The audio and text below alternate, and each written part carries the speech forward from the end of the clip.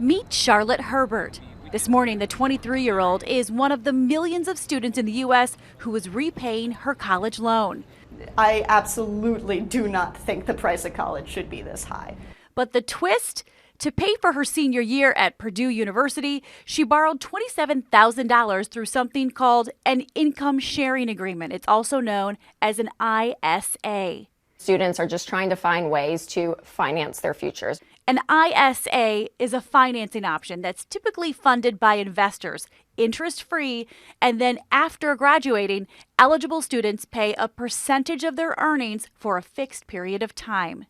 Anytime I change jobs or I get a raise, they recalculate it. They send me a new amount that I owe them every month. Charlotte now works as a technical writer and is paying 10% of her income each month for the next 8 years. This is about $312 every month. It is constantly scaled to whatever you're bringing in, which is a pretty big reassurance when you're looking at a huge college bill. The percentage the graduate pays depends on what they study and the amount of money they make afterwards. The less they make after graduation, the less they're required to pay. And if they do not work, they don't pay anything. Purdue University started this program in 2016. Shifts the risk from the student to the investor. So if things go very poorly, it's the investor who's on the hook and not the student.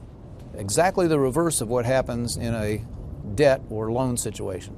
And while taking out an ISA doesn't preclude you from also taking out a federal loan, some financial experts warn, be cautious. At the end of the day, these students are still forking over part of their salary for a set amount of time. So for students, I always caution them, again, go to a school that you can afford. Stay away from this mess.